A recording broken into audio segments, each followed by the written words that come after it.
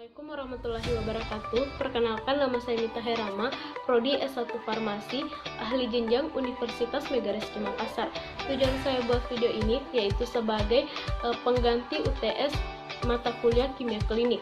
Adapun beberapa materi yang akan saya sampaikan yaitu spesimen urin, spesimen darah, spesimen dahak, spesimen feses, dan spesimen sperma. Spesimen urin. Urin adalah sisa material yang diekskresikan oleh ginjal dan ditampung dalam saluran kemih hingga akhirnya dikeluarkan oleh tubuh melalui proses urinasi dalam bentuk cairan. Adapun zat-zat yang terkandung di dalam urin seperti air, urea, asam ureat, amonia, garam mineral, dan zat-zat yang bersifat beracun seperti sisa obat dan hormon. Adapun hal-hal yang perlu diperhatikan dalam cara pengambilan sampel urin, yang pertama itu cuci tangan sebelum pengambilan urin dengan bersih. Yang kedua, bersihkan organ kelamin dengan tisu pembersih yang steril. Kemudian saat buang air kecil, buanglah urin di tempat atau di wadah yang telah disediakan. Usahakan agar tidak menyentuh bagian dalam wadah sampel karena dapat menyebabkan kontaminasi. Selanjutnya, tutup rapat wadah dan bawa ke laboratorium. Jika jarak tempuh antara tempat pengambilan sampel dan laboratorium kurang dari 2 jam, maka sampel dapat disimpan di dalam refrigerator dengan suhu 4 derajat Celcius. Jika lebih dari 2 jam, maka sampel harus diawetkan dengan sodium klorida, formalin, HCl, boric acid. Adapun penyakit yang dapat didiagnosis dalam spesimen urin ini seperti ginjal, diabetes, dan hepatitis. Ginjal akan dianalisis untuk mengetahui kadar protein dalam dan limbah produk seperti nitrogen dan kreatinin. Kehadiran protein dalam urin mengindikasikan kerusakan ginjal. Jumlah kreatinin dan urea diekspresikan dalam urin dapat digunakan untuk menghitung tingkat fungsi ginjal dan laju filtrasi glomerulus. Adapun gejalanya seperti perubahan warna pada urin, muncul nyeri saat buang air kecil, kram pada otot, mual, muntah, kehilangan nafsu makan, dan sering merasa lelah. Selanjutnya itu diabetes. Tes urin bisa digunakan untuk mendiagnosis diabetes. Namun, tes ini dapat digunakan untuk memantau kadar keton urin dan glukosa urin seseorang. Adapun gejala yang sering muncul pada penyakit diabetes yaitu sering merasa haus, frekuensi buang air kecil meningkat, rasa lapar yang terus-menerus, berat badan yang turun drastis tanpa sebab. Yang ketiga itu hepatitis. Penyakit hepatitis dapat menimbulkan gejala seperti sakit perut, mual, muntah, tinja menjadi pucat, mata dan kulit menguning, serta perubahan warna urin menjadi kuning gelap. Tes urin biasa dilakukan untuk melengkapi bukti gejala untuk mempertegas diagnosis hepatitis secara akut. Selanjutnya, infeksi saluran kemih.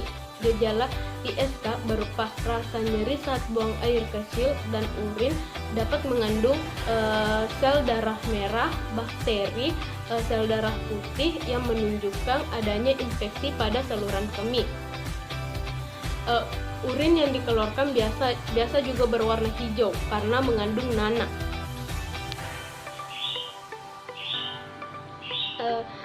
Selanjutnya yaitu adapun gejala pada infeksi saluran kemih yaitu rasa nyeri pada saat buang air kecil, frekuensi buang air. Spesimen yang kedua adalah spesimen dahak. Dahak adalah bahan yang dikeluarkan dari paru-paru dan trakea melalui mulut. Sputum yang dikeluarkan oleh seseorang hendaknya dapat dievaluasi sumber, warna, volume, dan konsistensinya. Karena kondisi sputum biasanya memperlihatkan secara spesifik proses kejadian patologi pada pembentukan sputum itu sendiri. Adapun cara pengambilan dahak yaitu batuk spontan dan dalam, induksi sputum, bronkoskopi, dan bilasan cairan lambung. Dalam penanganan sampel spesimen dahak yaitu jika tidak langsung diperiksa maka boleh disimpan di lemari es dengan suhu 2-8 derajat Celcius. Tetapi jika pemeriksaan ditunda selama kurang lebih 3 hari maka harus diawetkan dengan pengawet 1% setilpiridinum kloride atau CPC dan 2% sodium kloride. Penyakit yang dapat didiagnosa dalam spesimen sputum atau dahak sendiri itu yaitu pneumonia, bronkitis, dan TBC. Yang pertama itu pneumonia. Pneumonia adalah infeksi yang menyebabkan kantung-kantung udara di dalam paru menjadi meradang dan membengkak. Pneumonia sering disebut dengan paru-paru basah karena kondisi ini paru-paru bisa dipenuhi oleh cairan atau nanah. Yang kedua adalah bronkitis. Bronkitis adalah peradangan yang terjadi pada percabangan saluran udara yang menuju ke paru-paru atau bronkus. Salah satu penyebabnya adalah infeksi virus. Yang ketiga adalah TBC atau tuberkulosis. Adalah penyakit paru-paru yang disebabkan oleh bakteri Mycobacterium tuberculosis. Seperti tidak hanya menyerang paru-paru, tetapi juga menyebar ke bagian tubuh lainnya seperti tulang, kelenjar getah bening, sistem saraf pusat, dan ginjal. Yang ketiga adalah spesimen darah. Darah adalah gabungan dari cairan, sel-sel, dan partikel yang menyerupai sel, yang mengalir dalam arteri, kapiler, dan vena, yang mengirimkan oksigen dan zat-zat gizi ke jaringan dan membawa karbon dioksida dan hasil limbah lainnya. Adapun cara pengambilan sampel darah, yang pertama itu darah kapiler. Tusukan lancet pada salah satu dari beberapa tempat, seperti jari ketiga atau keempat, cuping telinga, tumit pada bayi yang sebelumnya telah disterilkan dengan alkohol. Yang kedua itu darah vena. Tusukan Bevel's fluid di vena pada bagian lengan pasien yang telah didisinfeksi kilit dengan swab kapas yang dibasahi tinktur iodin dan etanol. Adapun hal-hal yang perlu diperhatikan dalam penanganan sampel darah, yang pertama itu gunakan botol yang bersih, keringkan sebelum menambahkan antikoagulan. Membolak-balikkan botol beberapa kali secara perlahan dan merata, akan tetapi jangan dikocok. Selanjutnya simpan botol yang berisi antikoagulan di tempat kering.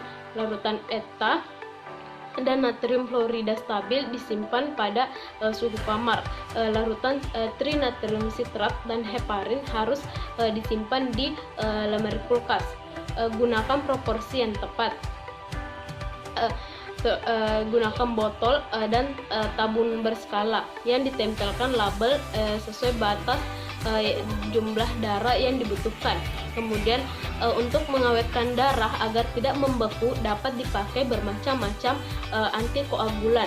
Akan tetapi tidak semua macam antikoagulan dapat dipakai karena ada banyak berpengaruh terhadap bentuk eritrosit atau leukosit yang akan diperiksa morfologinya.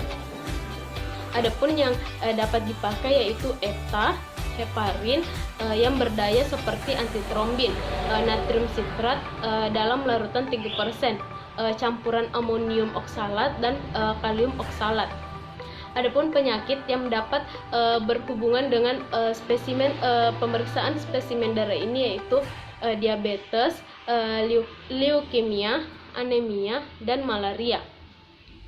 Diabetes, pemeriksaan glukosa darah yang dianjurkan adalah pemeriksaan glukosa secara enzimatik dengan bahan plasma darah vena.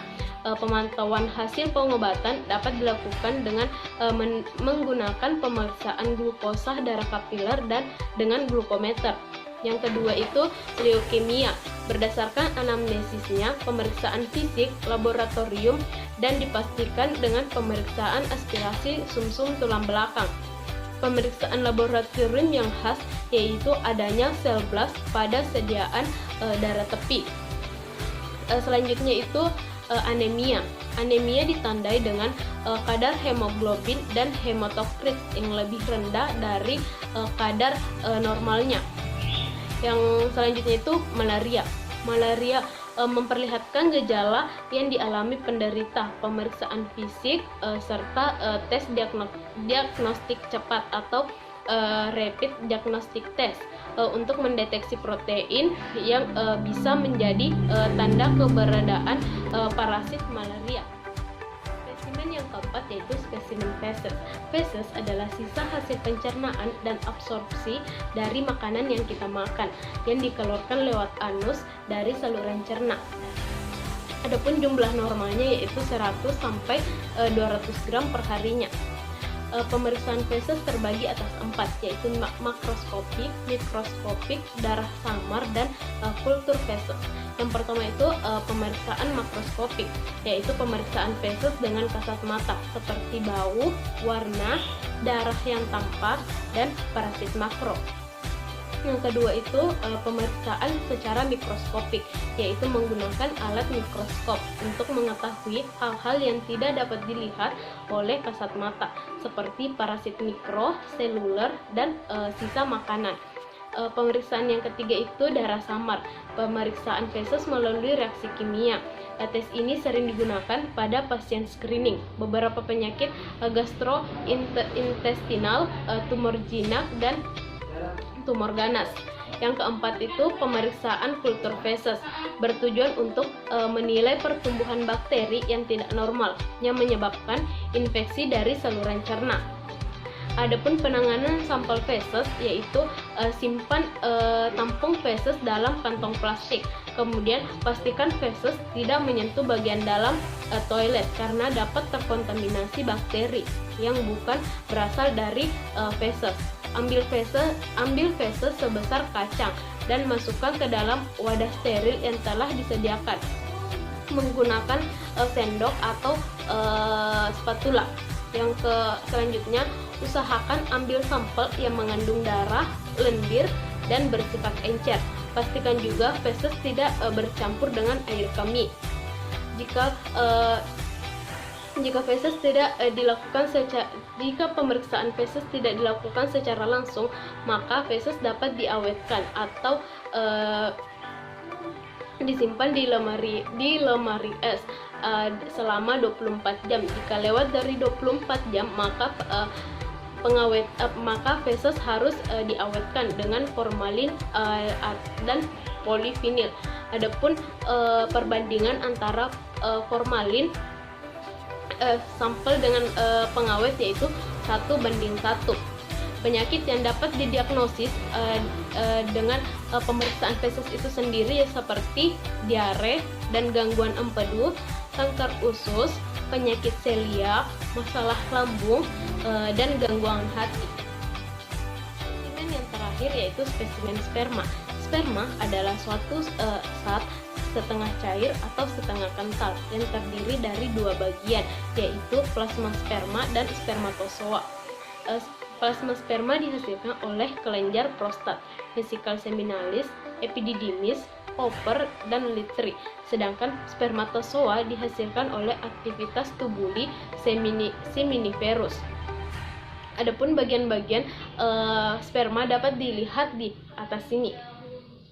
Sperma dewasa terdiri dari 3 bagian, yaitu kepala, bagian tengah, dan ekor atau flagellata.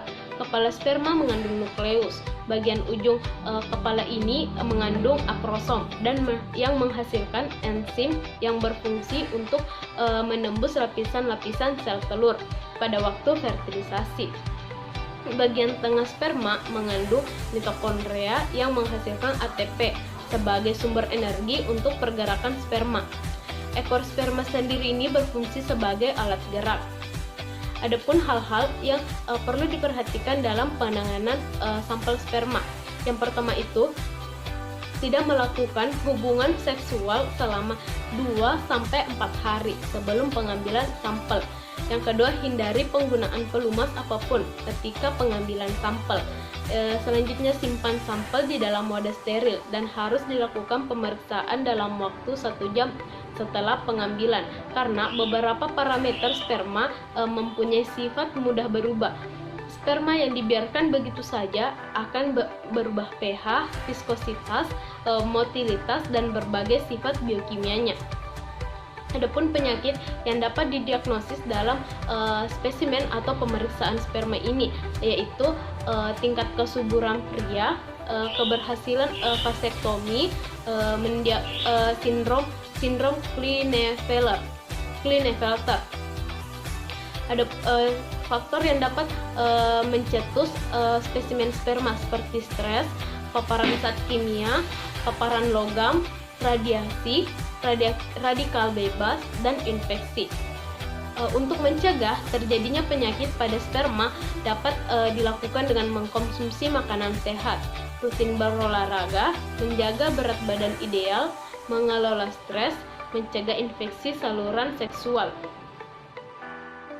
Tadi materi yang sempat saya sampaikan. Semoga bermanfaat bagi kalian, dan jangan lupa like, subscribe, dan share ke teman-teman kalian. Semoga bermanfaat. Assalamualaikum warahmatullahi wabarakatuh.